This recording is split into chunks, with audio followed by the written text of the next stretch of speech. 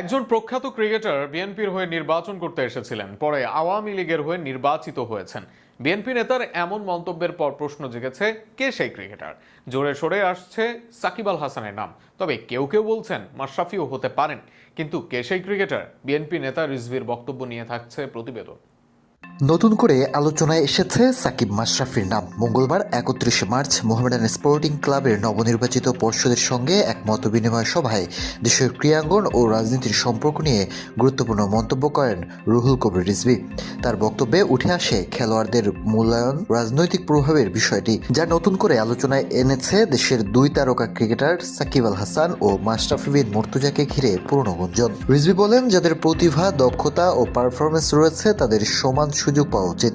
কোনো খেলোয়াড়কে তার কৃতিত্বের বদলে রাজনৈতিক পরিচয়ের ভিত্তিতে মূল্যায়ন করা ঠিক নয়। তিনি অভিযোগ করেন, গত এক দশকের বেশি সময় ক্রীড়াঙ্গনে এমন প্রবণতা দেখা গেছে যেখানে রাজনৈতিক কারণে অনেক খেলোয়াড় বঞ্চিত হয়েছেন।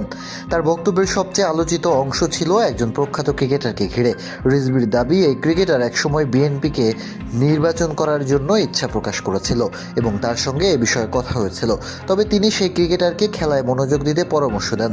পরে দেখা যায় ওই খেলোয়াড় অন্য একটি রাজনৈতিক দল থেকে নির্বাচন করে সংসদ সদস্য হয়েছেন। এই বক্তব্যের পরেই প্রশ্ন উঠেছে, রিজভী কাকে ইঙ্গিত করেছেন?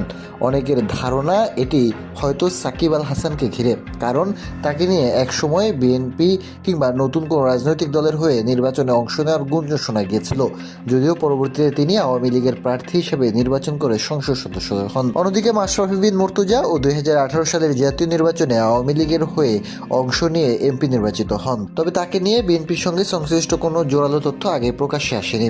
ফলে রিজভীর বক্তব্যে উল্লেখিত সেই প্রখ্যাত ক্রিকেটার আসলে কে তা এখন স্পষ্ট না হলেও বেশিরভাগ সম্ভাবনাই সাকিবের দিকে। তবে এই মন্তব্য নতুন করে ক্রীড়া ও রাজনৈতিক সম্পর্ক নিয়ে বিতর্ক উস্কে দিয়েছে। বিশেষজ্ঞদের মতে খেলাধুলাকে রাজনীতির প্রভাব মুক্ত রাখাই উচিত।